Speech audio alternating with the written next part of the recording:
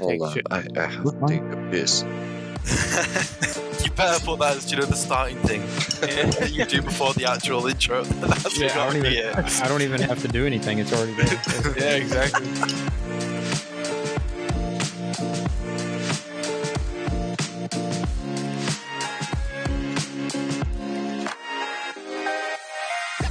What's up, everybody? This is Fieldblazer welcoming you back to episode 3 of the Soldier Cast. We got Ghosty, Vamsi, and Jamesmurf back today, so let's get right into it. All right, so the team came pretty hard with what they delivered. I think the last time we recorded was the day before the game launch. So we made a lot of predictions. I think a lot of it was over the top, considering what we received in the beginning. Not that none of what we said is going to come true. I think we were excited. I think we were early on what was being delivered. And it makes sense because they have to make the game last. You know, they don't want to dump everything on us all at once. And this is also the first version of the official game launch. There's the V2 that's coming. And I think that's when we're going to see clan wars and the marketplace and battling the wolf, getting into the watchtowers, that kind of thing. Yeah, so I would like to praise the team for doing such an amazing job. Besides the fact that they listened to whatever the community has asked for, I think they did an amazing job integrating, the capacity for the mines, because people were talking about them and they decided to just display the total capacity. We're not sure yet if they did implement the 7-day weighted average. I don't think so, because we can still see 500 capacity. So I'm guessing not yet. Yeah, it seems like there's some things that aren't quite right with the game yet.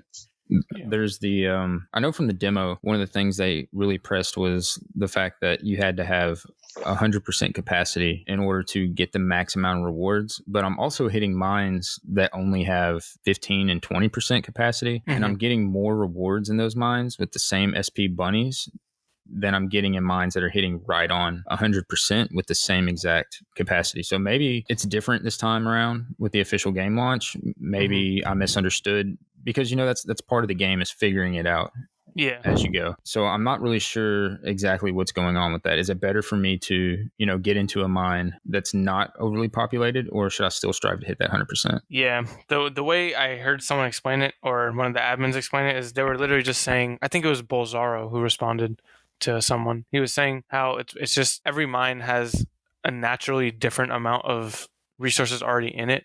And he said it's calculated, something about how it's calculated based on it's after the fact, how they figure out how much is going to be dispersed. So like we thought it was going to be a 7-day weighted average, but it might still be, but they're just not they're not showing us, if you know what I mean. It could be glitched for all I'm concerned, but could be wrong. Yeah, I think a lot of what we have seen is, I think the devs are under a lot more pressure than what they expected, or at least they've changed stuff that we didn't know was supposed to be that way, and they've changed it back. Like there's been lots of different cases of stuff being broken or not working properly and then fixed on the spot, which puts a lot of pressure on the dev team. Yeah, that's perfect, because they've been. It's not like the community doesn't let them know either. I would say they even hag them sometimes. Like I'll see people just like 50 people adding Puffy. Like my thing isn't working. This isn't working. That isn't working. What's going on? And then like there'll be the mod like adding every single one of them, telling them to just open a ticket, and then they just have so much stuff to deal with. They're definitely being hounded with work, I can imagine. Yeah, but we do have to appreciate the fact that they are working nonstop on issues. However, since the release, at first we had we were told we were gonna have the 500 people capacity for the mines. Then the second day they removed it. Then the third day they re-added it, because people were unpleased with the fact that they couldn't see the capacity anymore. It's important for them to listen to what the community has to offer as feedback, but I think they're trying to turn it more into a game of the community and not a game that they wanted to design it. Like, I think people are asking for too many changes, and they are responding to those changes, and I think they actually are steering away from the initial plan. Yeah, I actually wanted to agree with you on that, because in the sense that I feel like I don't know how susceptible they are to communities, like, you know, and what they want, but I agree. Like they have really been changing everything based on their feedback from the community. I'm just wondering, at what point would they stop? Like, when do they think, or when do we think they would stop? Because I would imagine anything that's just absolutely game breaking, they would like turn down. But they have been like answering all of our requests. The only thing I've seen them blatantly say no to, which makes a lot of sense, is the auto assigning. Like, there was a huge argument a while ago about people talking about auto assigning. Like, it's a game. Why would you auto assign? It just, but yeah, that's the only thing I saw them turn down, and it made sense. So Yeah, especially after playing the demo, they did try to accommodate some things that the community would give as feedback after a while. It was nothing that was immediate.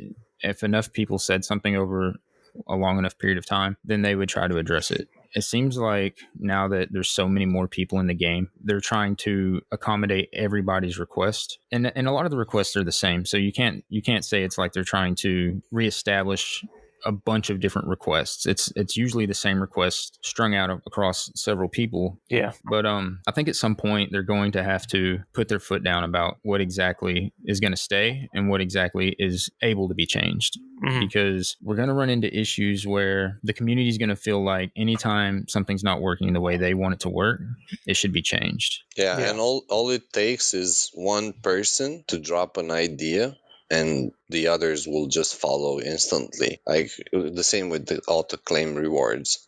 Come on, like Well, it's like Well- the lazier the request, the more people that are going to jump on. Mhm. yeah, it seems like people are expecting to just buy the money and then that's it. Welcome then to in the turn- game, and then So- you get money. Well, wait, it's not working like that. I mean, Yeah. you got to put some effort in it. You got to play it. You Mhm. got to find out the different mechanics, tactics that we can use in order to increase those rewards. Yeah. But again, the game is designed both for people who play it, who want to play it, and for people who don't have time to play it. So they just assign and to whatever mine, and that's it. They come in and collect, and that's it. Mhm. I was talking to James the other day about this very situation, about how people are expecting this game to just be full-fledged right from the get-go, and he kind of talked about how we're basically still in the demo stage. Mm. James? Yeah, people are expecting it at the minute to literally be the full-fledged game as it's coming out. But as you see hot fixes and things going wrong and then being fixed, this isn't even stuff that you just see in NFT staking and NFT games. This is something that happens in the game industry in general. A new game will come out and you have day one patches, you have 1 week patches, daily updates on stuff that just changes out of nowhere. And Yeah. people get really scared by this changing all the time when there's not really much to be scared about, because it happens in every industry in games. Yeah, like it's crazy. I mean, I feel like people think this is any different. I mean, I get you're putting your money into it, but just like any game you're paying for, you know what I mean, paying for entrance. So Well, and- they're gonna have to fix things. You know what I mean? Like, it's inevitable. They're gonna have to always send out patch notes, fix what they messed up. So people shouldn't be really afraid. I would say, be happy that they're actually still working on it. I mean, there's games that came out where they drop it, it's trash, and it's never touched on because they don't have time. You know what I mean? So Yeah, and you consider the number of people that we're assuming they're working with. I'm going to say maybe 10 max. yeah, I would agree. And you're talking also about major video game companies that still have to do this with huge staffs. So the fact that they're able to get as much done as they can with the staff that they have and what they've delivered, I mean, I'm pretty satisfied with the output.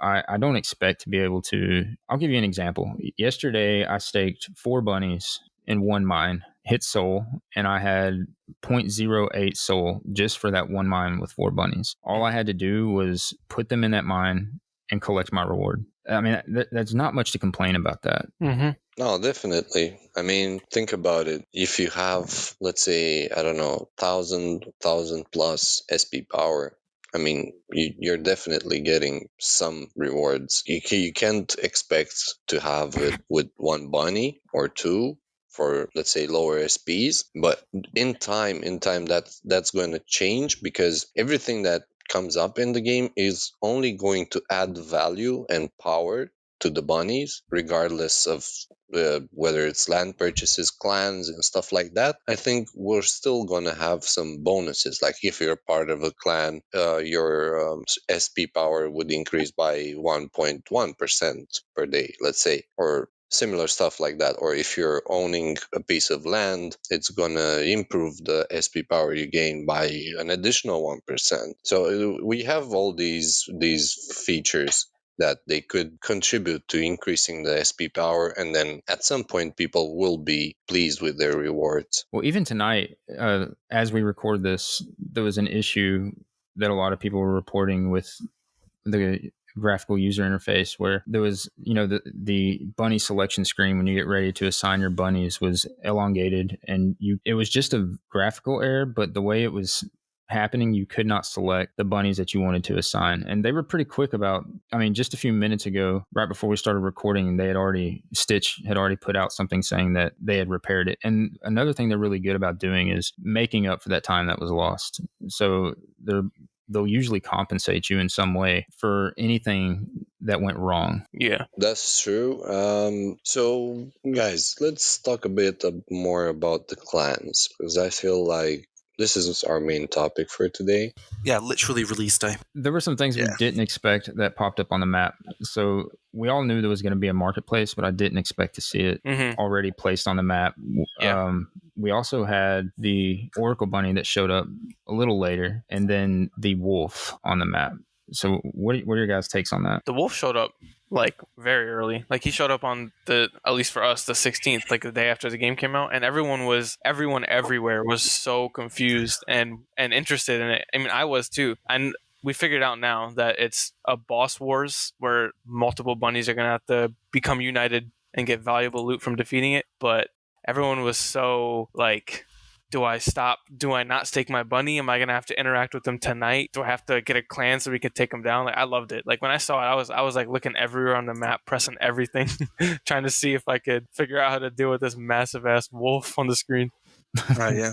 I remember for the first couple of days of staking, I kept one of my lowest SP bunny just unstaked for about 3-4 days, and expecting something to pop up on the map that we could interact with, and it just didn't. And now we know more about it. It's kind of obvious now that there'll be events that they don't expect people to not be staking their bunnies. But it was funny to I know a lot of us didn't stake bunnies for a while, just in case.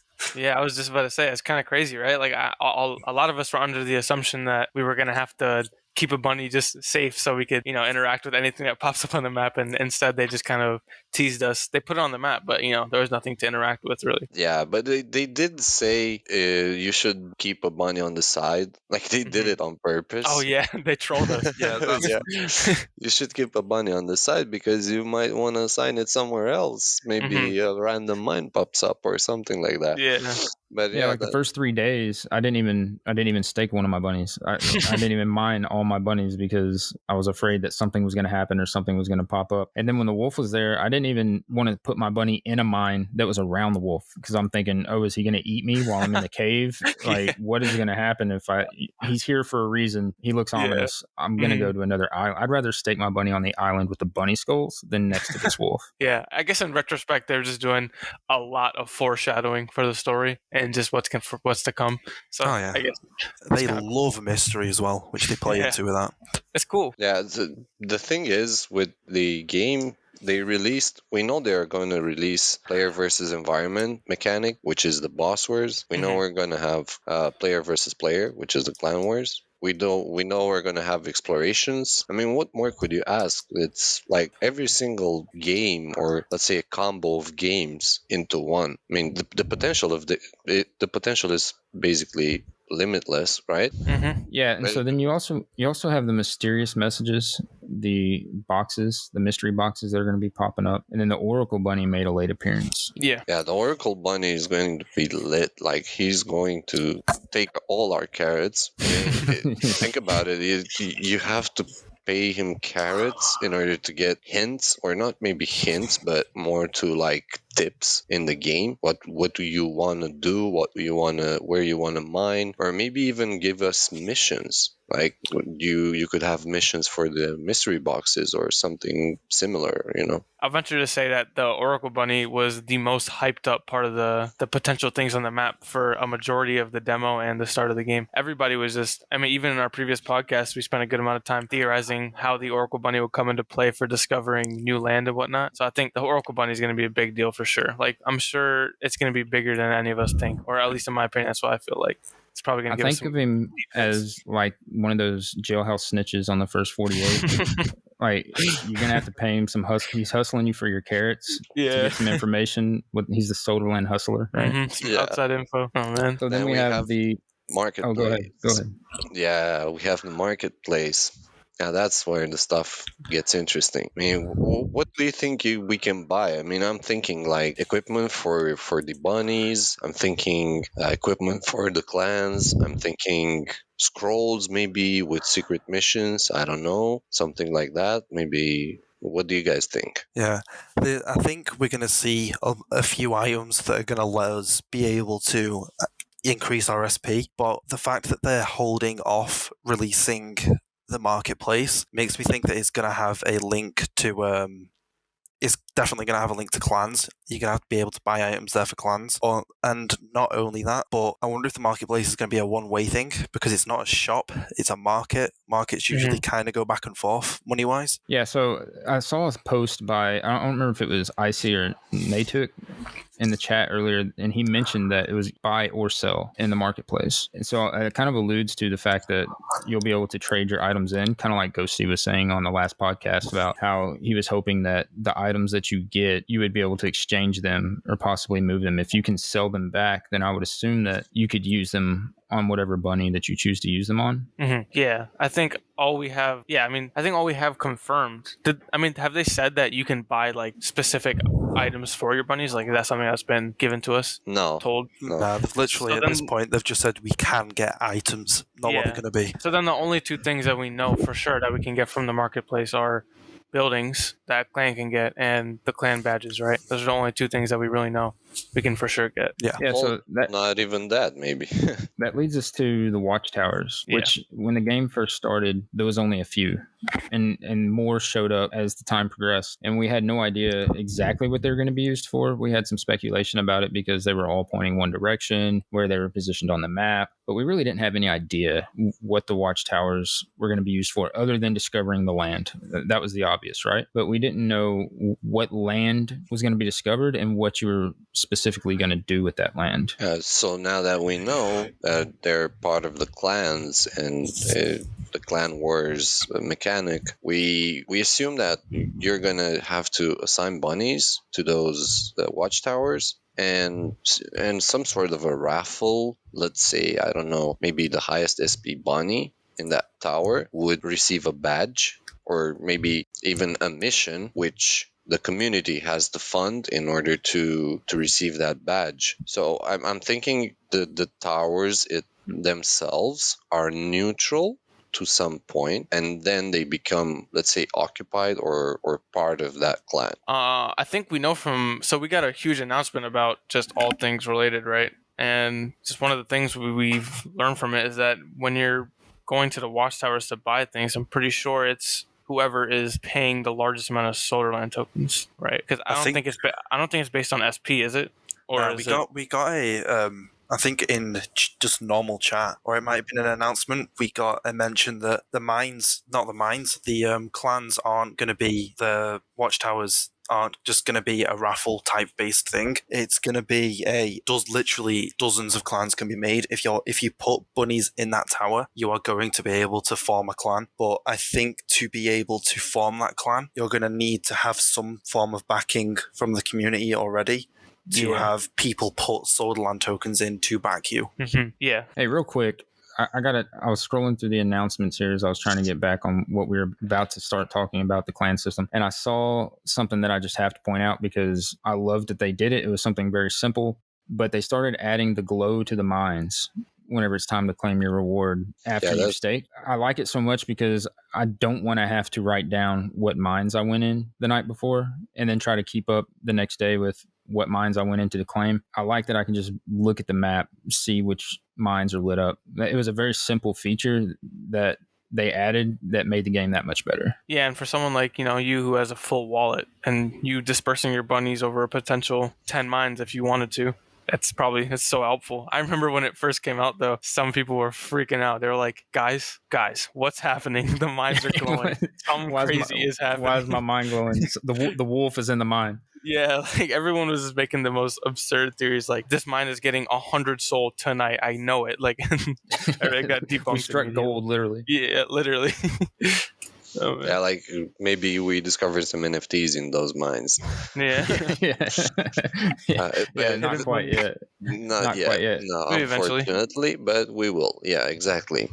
What just came up into my mind right now with the towers. So maybe those badges that the leaders receive or the assigned people receive in order to form a clan, what if there is some sort of list, let's say a tab in the menu that they're going to have where you have all the clans, and then people can go in there and choose whichever clan they want to fund. Would that make sense? Like, yeah, I was just going. That's probably exactly what it's going to be, right? I mean, there's no way to assign yourself to a clan that's not created. So if what the announcement says, it's like going to be a list of pending clans, pending creation, and then you have, I don't know, for example, for SOG clan, you have to pay a fee of 10 Solderland tokens in order to contribute to the development of the clan, or for Jax, or for whatever clan there is out there. So people will start, investing in that specific clan that they want to be a part of, and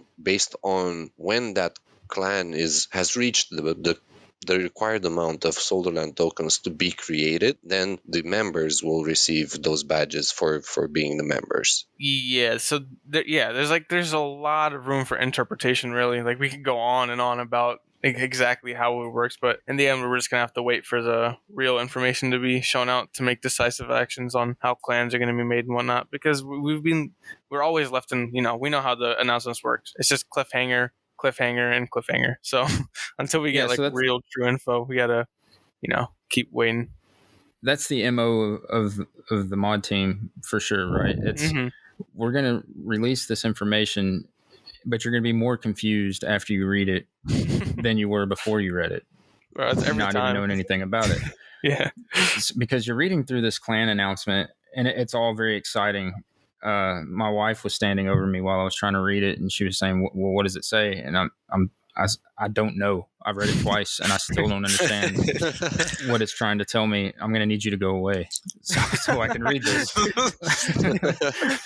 You need major interpretation skills to understand. Yeah, and then I had to come back to her, after I read it a third or fourth time, and I'm like, look, you're going to have to read this. I know you don't play the game, but you're going to have to read this, and we're going to have to discuss exactly what they're talking about. And so it starts out talking about how you're going to have to the towers are going to be an integral part. Every one of the exploration towers on the Soderland map is crucially important, and that's how you're going to discover the lands, which we already kind of thought that was going to be the case. We didn't know that the case was going to be that it was the clan lands that were going to be discovered. And that brings up a few thoughts in and of itself. Can only one clan be on a land? Are they separated islands? How many clans can there be? How many clans can fit on an island? That's just in the first paragraph that they launched. Yeah, I mean, we could have different islands, or maybe different, let's say, patches from an island that would make sense. Like, imagine when we had the demo, we had the whole map, but we only could see one piece of it. Like, the rest was fogged. So I'm guessing there is a land or an island just like the others, except it's going to be a bit bigger maybe. And each clan is going to discover their own, little patch of land. And then once you develop, like once you build the base, once you upgrade it and stuff like that, it's going to act as a beacon that's going to enlarge the area that you're actually able to see around your clan. Yeah, that links up with the idea that we saw. Well, not the idea, what they said earlier about clearing clouds that was announced what feels like years ago now. But they announced that bunnies are going to have to explore through regions to reveal what's there, which maybe we could start to see that with these watchtowers and clans. Maybe we're having to actually select a location to found clans. There's so many unknowns yet again. Well, we talked about on an episode past where we were discussing how the discovery zones were going to work. And were you going to actually travel through those discovery zones? Were you just going to stake and then suddenly the clouds would disperse? Do you do it with people? Do you do it on your own? Are other people going to be able to see what you see? How are the clan systems going to work? And we're starting to kind of get some insight on this because it says that with the exploration towers, there's going to be missions that are waiting for the players to carry out. But it's going to require a certain amount of Soderlin tokens to even participate in that. So I'm under the impression that you're going to go, if you want to begin a clan, you're going to go to this tower, whichever tower you choose, and then you're going to pay your Soderlin tokens in order to start a mission, which is mysterious in and of itself, because what is the mission, right? Like, what is it going to entail? How do you accomplish it? And then is everybody's mission going to be the same? I mean, again, I think this is the only way that this is achievable would be through a menu, for example, a quest tab, where you can see ongoing quests or initiated quests. And then from there, you can go fund whichever quest you want. Because otherwise, it would mean that the game would have to be different from each person's point of view, and they basically cannot do that because we're too many. When you say when you say talk about missions, right? And we're talking about from the watchtowers, these are clan related missions, right? The ones that would be bought with Soderland tokens would be clan related. So if that's true, then I couldn't imagine that it would be something you can just opt in to do. Because imagine being a clan jumper, you know what I mean? Like you just opt into this mission, you opt into that one. Wouldn't that mean you're a part of the clan if you opted into the mission by giving them tokens? I think this reads as these are individual missions for each person that's looking to start a clan. So anybody can join into the tower. And then when you join into the tower, you're going to be given a mission. And when you do that mission, however long it takes you to do it, maybe it's based on SP power of your bunny, right? Maybe you want to put your most powerful bunny or bunnies in that situation so that you can speed it up. Because didn't they say something in the past about you have the ability to speed up this process? Mm-hmm. I think so, yeah. Yeah, so it would make sense to have everything on a list, and then from there you'd be able to contribute in whatever way you want. If you want to assign bunnies, or you have to pay a fee, and then you'll have the options to assign bunnies to that mission, or you have the option to donate for contribution for creation of the clan, or fund the mission. So these stuff, everything that you have to contribute will have to be under some sort of a list or a quest tab in order for everyone to be able to participate. And this way you can participate wherever you want, whenever you want. No, the only hole I see in the idea of like doing it whenever you want and whenever you want is because, so we did just say that it's individual missions, but the mission is in order to create a clan. Is that what I'm hearing? Like you go to the watchtower, you do the individual mission, and then you're eventually at the end of it, you would have created a clan. Yeah, we might have to grab the sacred carrot to form a clan. Yeah, like who knows? And in that sense, what if I decided that I saw 10 clans, because there's apparently dozens. What if I donated to each one? Am I in every clan? You know what I mean? So I know they said that you have to invite, but we don't. Who knows if the donation or the community funded donation is going to be a public donation? Because then, if you're inviting the clans, how would a public donation work, right? Because it says after the clan's created, you can then choose to invite who you want. But what if James, what if James wanted to join our clan, gave a public donation, but we just didn't invite him? So that's why I see public donations as potentially not being. It could. I mean, it more than likely will be something like that. But like having the choice to do whatever you want, I feel like that's not how it's gonna end up being. Well, no, I tend to disagree. Because when you invite people, they don't say you're going to invite people to contribute to your mission or to your clan development, or you have to invite them to, we could say, guys, I'm starting a new clan in Solderland chat. I invite you to donate. Because they say that once they donate, or once they contribute to the development of that clan, they're going to receive the member badge. So you cannot offer yourself the member badge. they have to contribute, and based on their contribution, they're going to receive that member badge. And I'm assuming it's going to be unique. So, for example, if you receive a member badge from a clan, you're not going to be able to receive another one unless you either put it up for sale. That could be also a thing in the marketplace. You could sell your badge. I don't want to be part of this clan. Whoever Or wants maybe it pay can a buy fee it. or something. Yeah, exactly. So why don't we go ahead and just, because it looks like it's kind of scattered out and may not even be in the correct order, and maybe it is. Yeah, you can never tell. But it talks about what we just touched on, that you will have to carry out a mission once you get to the tower. The community must fund the exploration towers and pay for the required amount of Solarland tokens, which will then enable bunnies to carry out research, whatever that means. And then it says whoever signs their bunnies to the exploration towers, they're going to be the ones who get the rights to form clans, whereas whoever makes the contributions on funding the exploration towers will get the clan member badge that provides them permission to join the clan. Like, and Yeah. I'm confused again, like even after reading it this time.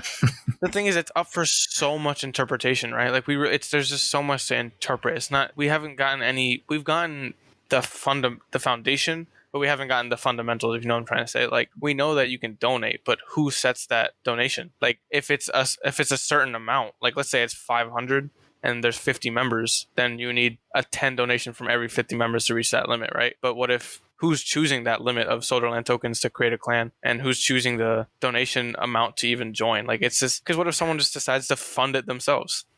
I think I may have just had a thought real quick. It looks like people are going to stake in the tower to form the clan.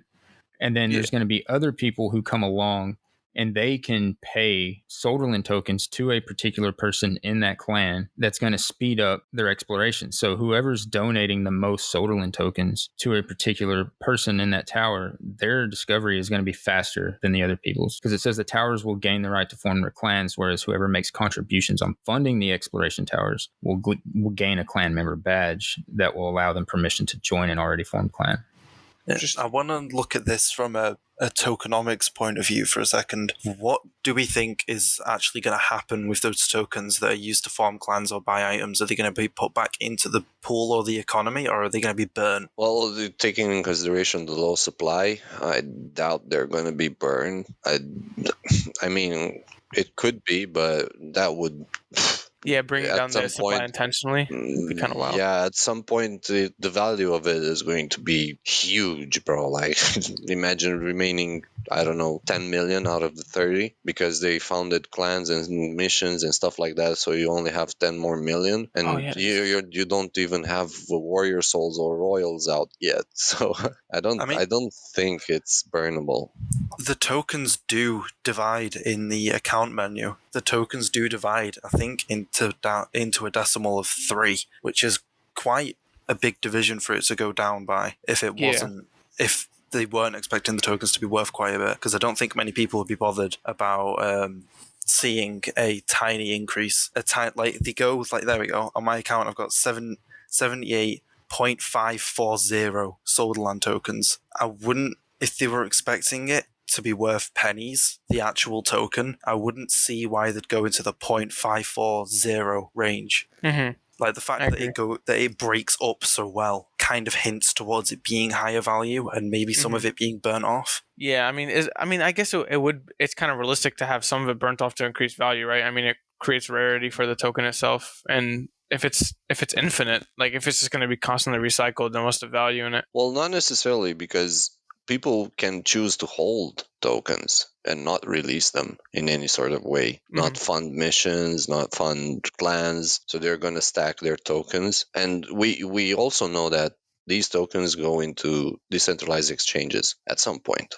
They're going to be published there. So you're going to be able to exchange them for whatever currency, like Sol or even Magic Carrots, or even in between Magic Carrots and Solarland tokens. So I wouldn't think it makes sense to burn them, since there's such a limited supply. But they do incentivize the fact that people will hold those tokens, because they will gain value. The more scarce the resources, the more value it has, right? And I mean, people who can stack up a pretty decent amount of Soloran tokens, they're going to be very careful on spending them, because at some point the token is going to the moon because of the low resources that The low supply. the The low low supply. supply. Yeah. So there was one thing that we were kind of confused on when we were first reading this and we were discussing it amongst ourselves about who was going to be selected in the tower. How do they make selections for who gets to create the clan? We had discussed, is it going to be a raffle? Are they going to select multiple people? How are they going to go about doing this? And give credit where credit is due. Sometimes you have to go straight to the source, and Jar Jar did that in the chat, and he asked Puffy directly and said, are the owners of the bunnies which gain the rights to form the clans going to be able to create the clans, and will they be able to invite their friends to join them? And Puffy replied right back to him and said, anyone who meets the desired requirements will be able to create their own clan. So yes, each participant can create his own clan. Well, I mean, it depends, because you couldn't have just a random draft for the people that start clans, or maybe it could be, but that would mean that you would be able to exchange or trade that, or sell that badge that you get. So this could also increase the tokenomics value, because you will be able to take that badge and you're going to be able to put it on the marketplace. For example, if you don't have, let's say, 10 or 20 people that would most likely contribute to your cause or your clan, you're just going to put it up for sale in the marketplace, and then someone else can come and buy it and fund their clan, or you can even send it to someone else. I mean, it could be in multiple ways designed, but I think it's not random. And in my opinion, I think it's based on whether it's SP power on the amount of bunnies, or if the amount of bunnies is equal, then they're going to move up to the SP power in order to decide. But who knows?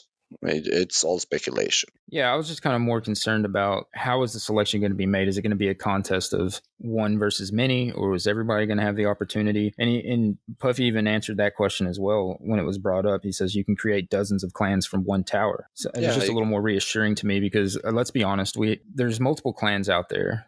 The two most prominent at the moment being SOG and Jax. And I know the membership level of SOG. I can assume the membership level of Jax, and they're both over the 50-person limit that they're saying is going to be required for clans. And that kind of throws a wrench in whatever both of us were planning. It doesn't really matter at this point. Either clan has well over 50 members. So that kind of brings up a situation of maybe everybody jumped the gun. Yeah, that's true. At the same time, we took that into account at some point.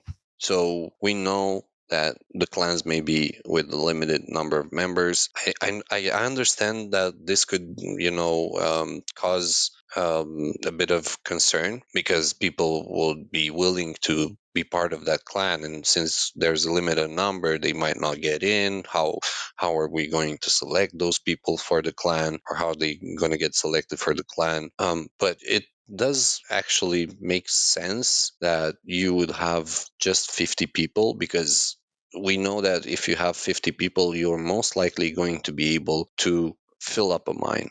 Like if 50 people in one clan have 10 bunnies, that would add to 500, which is the maximum capacity of a mine, right? That we know of at this point. So it would make sense to have 50 at first, but then again, they say you can increase that. So I'm guessing that based on your, let's say you have SP power, but then you have also the clan power. So based on your clan power, you might be able to increase that number with time. One thing I find interesting about the idea of increasing the capacity of a clan is that who genuinely knows how beneficial that'll actually be. Like, if you're planning on dispersing clan rewards or rewards from clan wars throughout the entire clan, if the rewards stay the same, then the clan's only dispersing it. It's getting more thin, you know what I mean? Who knows, like, if... I guess it really depends who you're inviting, right? Who knows how important it would be to have a bigger clan? Because it could potentially be work that a small clan could be just as effective of a big clan if they have the same means that the bigger clan has. You know what I'm trying to say? Like, if the small clan had the same resources a bigger clan had, it could be more effective. And more people would be getting more rewards. Yeah, I agree. But again, it's power of the majority. So if numbers matter, and they did say that matter, like numbers matter all the way because it's a community and we all have to work together. So the more the numbers, I think the better, because you could only fill one mine with 50 members, let's say. But then what if you have, I don't know, 3 mines on your territory? How are you going to fill them? I mean, you can't basically fill them all, so you're going to need more people to fill them in. Yeah.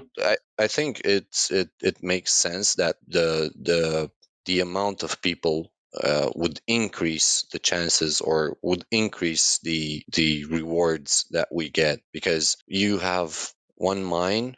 But remember, if they are going to keep this 7-day weighted average, that is going to increase over time, because we can, let's say, how should I say it? We can, what's the word? God damn. It's all That's right. it. Yeah. That's the word. No, that's not the word. So we can Yeah, do that intentionally, on purpose. We can overfill the mine on purpose in order to increase the weighted average for the next week, so you could fit more people, because you'd have more people in the clan. But then Yeah, but again, are the rewards going to stay the same? that is the well, exactly. yeah, that's true. I don't think they're going to be They the same won't. rewards. Yeah, No, it's confirmed it they won't. We know that there's yeah, going to be different rewards per mine. and We've yeah, already seen it, right? With people who have gotten, like Field earlier said, he's been in a mine with less percentage and gotten more rewards. I mean, everybody's so confused about that, but it's just the simple fact that some mines will have more stuff than other mines. Well, even to play off of that, there's the fact that, and I'm not going to name them for the sake of the game, but there's 2 mines I know for sure that haven't changed the entire game. There's one that's had soul in it the entire time, and there's one that's had magic carrots and soldierling token in it the entire time. And when somebody first brought it to my attention, I thought, well, maybe it's just a glitch on their end. Maybe it's just something that's happening for them. And I gave it a run, and sure enough, that's what it was. And Yeah, I was under the I think impression people it were was under supposed to be that way. Yeah, exactly. Same. I was too. Just based on the demo, right? We all thought that everything was going to switch around, but who knows? Maybe this is just their first week testing. I mean, this is like James said, this is basically what some people would consider the beta of the game, even though the demo's already been out. We are still like, everything's being added here and there, so the learning process. Right, and I wasn't trying to say that I'd 50 clan member limit with the way SOG and Jax has things currently set up is going to not work, or it's going to be impossible. I'm just pointing out that it's going to be interesting to see what kind of methods are going to be brought up out of this situation. I think that, and I would even venture to say that some of these decisions on how clans were going to work may have been based on the fact that we started clans so early. Yeah, leading clans in the sense of what it's looking like it's going to become, it's going to be an extremely, you're going to need strong leaders to be able to pull this off. Like, to be able to manage different clans that you're not actually in, you need a strong, just from experience of clans and stuff, you need a strong chain of command and an insane amount of trust to be able to hand out rewards and distribute between different clans, because you could have SOG 1, SOG 2, all the way through, whatever, and then same with Jax, same with rewards. I don't know if Bunny Tunes is still about, but being able to organize different clans in the game to the same Discord server, it's going to require an immense amount of manpower, essentially. Yeah, that's Well, just true. the logistics, right? The logistics of trying to manage the clan you're in, the clans other people are in, and this is all still speculation. We have no idea. Now, it does say at the bottom of the document that there's going to be a more detailed document on Clan Wars that are coming out, and we'll be able to have a more detailed conversation whenever that comes out. We'll actually be able to speak, hopefully, as long as it's a little more transparent than this announcement, we'll be able to speak a little more on how things will work and how things can be organized. Yeah, I was just excited that they had the announcement, though. Yeah, I agree. We should wait. I mean, it's normal that we can speculate, but we should wait to see the details of it in order to make a further decision along the way. Now they do say that. Well, just real quick, I'm sorry to cut you off, but I was just going to point out the last few things about it that are almost the most important. So they say that you'll be able to increase the capacity of your clans from 50 members by adding buildings and buying buildings to your clan members. The clan wars are going to be divided into seasons, which are going to last 2 weeks. And then it says that only the clans that complete the seasons in the top 3 are going to be the ones that receive the reward. And then if you're wondering what the rewards are going to be, it's a pretty hefty bounty, because the first season, the winner is going to claim 100 Solana. Yeah, so it's crazy. We know that they announced in the white paper that it's going to be a grand prize of 10K. So this 100 Solana is one of them, because if Solana it would reach 100, then it would be 10K, right? And Well, then additionally to that, there's also a looting mine that only the winner of the clan wars can go in. yeah, Yeah, what's going to be in that? it's crazy. I mean, Maybe mystery boxes. mystery boxes, maybe items for the clan development, maybe NFTs. Who knows? A lot of stuff is, could be given. Who knows? But getting on to the clan part a bit, I feel like we should talk about what we got going on with SOG. I think Fieldblazer, you should start with the treasure hunt, because it's the most. Yeah, so we don't really want to Awesome. just kind of praise the SOG, because that's not what we're trying to do here. So basically what it is it's a treasure hunt that some people within the SOG community decided to put on for everybody. It doesn't really have anything directly linked to SOG, other than the fact that there was the people that were within that community that came up with it. Anybody can participate in this treasure hunt. It doesn't matter if you own an NFT, you don't own an NFT, if you've never even heard of an NFT. Anybody, anywhere can participate in this treasure hunt. And basically what it's going to be is we're releasing blog posts every Friday, and each one of those blog posts is going to have some details. Some of them will be obvious, some of them may be a little less obvious. And in those details will be tips on how to solve this treasure hunt. And it's going to be a web-wide type hunt where you're going to be sent to do certain things on the internet.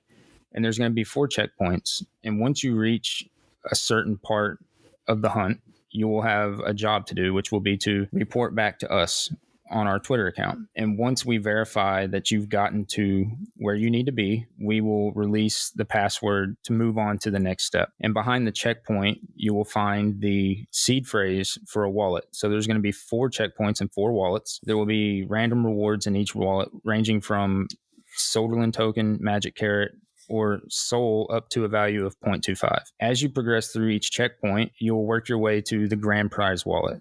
And what we have in the grand prize wallet is a 90 SP bunny, which is featured in the flyer. We have 1 Soul, we have 50 Soderlin tokens, and 10 Magic Carrots. So it's a pretty hefty prize for participating in something that just requires you to use a little bit of brain power. Mm-hmm. And we don't benefit anything from it. It's just to promote the Soderlink community. Yeah. It's a good way to get in the sense of, if you are the person who wins this, being able to have that 1 bunny, 10 carrots, and 50 tokens, that's just the massive prize. That brings you up to speed with the majority of people who have been mining throughout this week, with people that even have 8, 9, 10 bunnies. Yeah, it's basically a starter pack, right? Yeah, literally. Yeah. Not to mention, with the 1 Soul, you can snatch a bunny from the marketplace as well. Mm-hmm. So you can almost get you a second bunny. Yeah, it's definitely worth your time. So everyone should be checking that out. Part of the idea behind it was, we keep doing it. Part of the idea behind it originally was to help promote the Soderlin project, and so what do you see on Twitter? If you're in the NFT space, what do you see on Twitter all the time? Shit posting. Like, follow, retweet, and we'll give you a Bored Ape.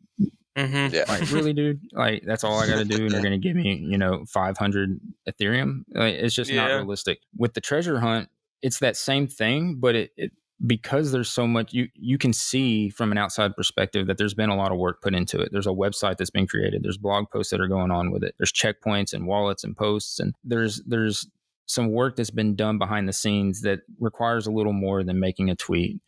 And I think the people who are into those kinds of things might be a little more apt to get involved, to follow and participate, and then actually get an NFT and be able to participate in the game. It's more to bring people who aren't in the community into the community, but I'm fine with whoever finds it. Yeah, No, I agree. And what's also interesting is that in some sort of way we tried to base this off of the prequel of Solderland. So how did we reach Solderland? Why did the resource depletion on Earth? Why they have to work with the bunnies? So we kind of wanted to put out a story in our opinion or in our vision how it became Solderland. So it would be a pretty good story. I think we Yeah. nailed a bit.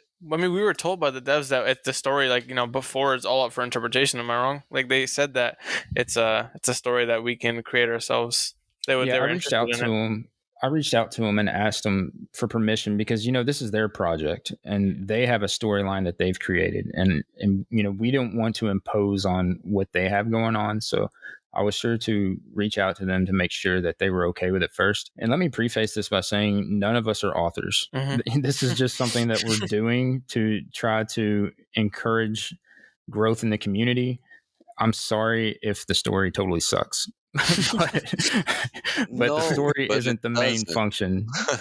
Yeah. But it doesn't. I mean, for us, it's a huge accomplishment. I mean, I love the idea. I think we did pretty good with the story so far, and Yeah, I think we're doing a good job. it's. I mean, for us, it's fun. For us, it gives us a sense of accomplishment. Whether it's good or not, it doesn't really matter. But for us, it's awesome.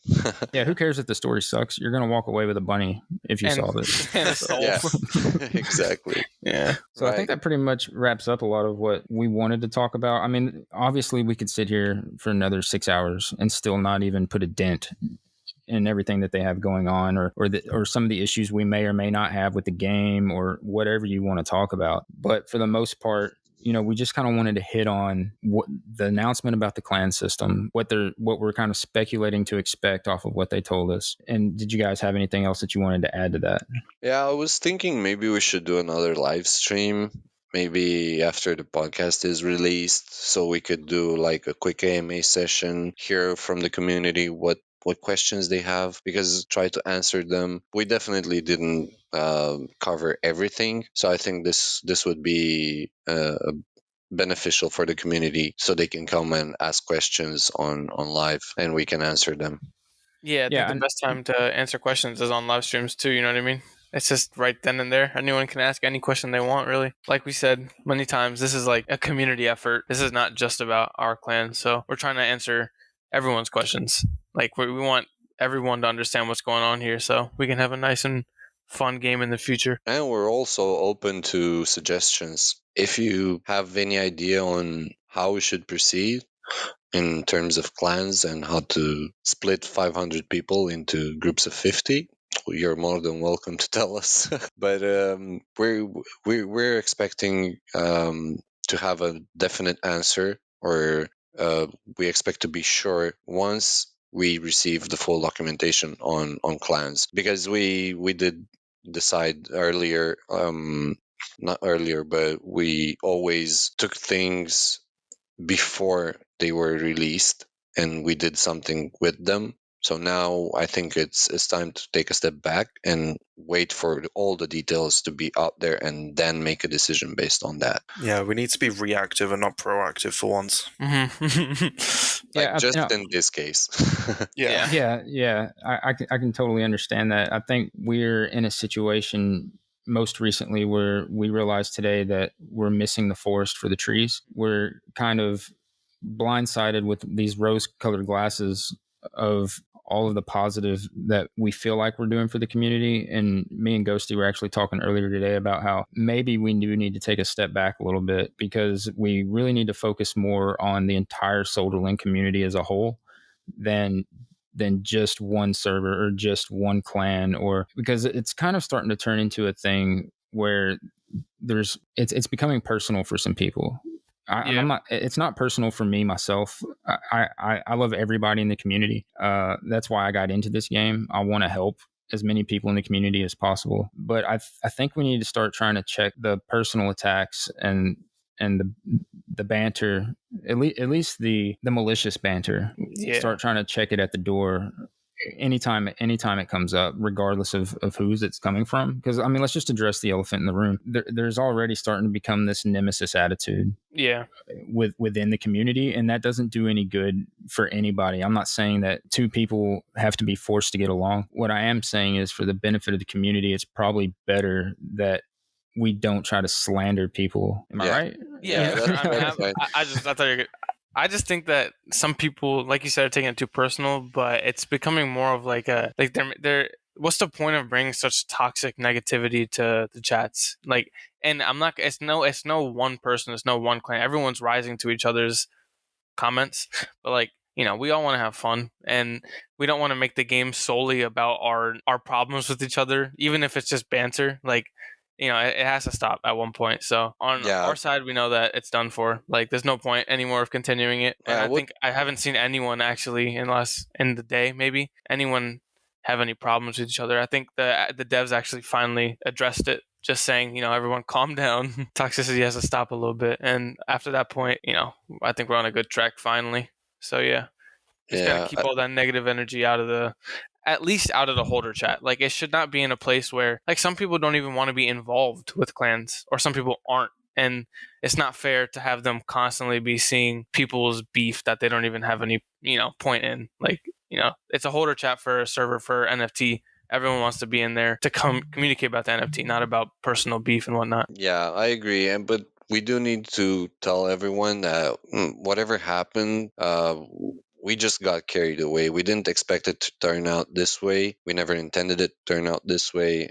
It just got out of hand, and we went along with it, not realizing the more important things that we're overseeing. So yeah, and you're referring to the server that SOG built, and that's 100% truth. We initially set out to create this clan, and the day before the game launched, we had 50 people, and then 2 weeks later, I don't want to say the exact number, but it's a hefty number, and we didn't plan on it happening this way. It was an organic experience, and we kind of got caught up in it, and we realized that it may be doing some harm to the Solarlink community as a whole, because and like Vamsi touched on, the whole reason I brought it up to begin with, the Solarlink holders chat and the Solarlink general chat is where the first place you land as soon as you get into the project. And you're going to have a lot of questions. And before our clan was formed, or Jack's clan was formed, or anything about clans was formed, everybody was in that chat. And if anybody had questions, they were answered immediately. And that I think that took a huge weight off of the Solarlink team's shoulders, because then they could concentrate more on the game and less on what was going on in the chat room. And what happened by proxy, we didn't set out to do it this way. It kind of siphoned. We formed, our group, Jax formed their group, Rewards, and whoever else, and we kind of siphoned those people who were doing all the explaining and doing all the greeting and the camaraderie and all that we had in the Solarlink general and the Solarlink holders, and we siphoned that away. And now we have these people who are showing up, who are just getting into the project, and it looks like a desert. There's hardly anybody in there, and the people that are in there are people that sound the same way we did when we first started the demo. Where do we go? What do we do? And now the devs are right back to answering those same questions that they've been answering for the last 2 months now. Yeah, it's good that we'd realized it sooner rather than later. And we want to bring the Solarlink community back together. Yeah, sure. I miss the days when people would just, it was just pure nice interactions with everybody, and was answering questions. That felt like such a nice help. Yeah, for sure. But that's enough. That's enough. Whatever you want to call it, right? Yeah, about being that. Yeah. But that's pretty much it, guys. We want everybody to enjoy the game, and the only reason we're doing this podcast is to bring you guys information about it. We hope it helps everybody. There's not anybody that we want to exclude. Anytime you guys have questions, feel free to drop it in the comments. We have Twitter, we have YouTube, we put the podcast up on iTunes, Spotify. You can pretty much reach us on just about any social network. So if you want to, majority of our clan is active in the main Solarland Discord too. The majority of all of us are, actually. So if you ever have questions, just drop them in there. Most likely you'll get a good answer. Yeah, we're out to help everybody. This, regardless of what goes on, in the servers, Solarcast is for the entire community, and we always aim to be as objective as possible whenever we try to bring you guys this information. But with that said, we'll wrap up this episode. Yep. Catch you guys Thank later. you all. Yep. Bye. Thanks, everybody.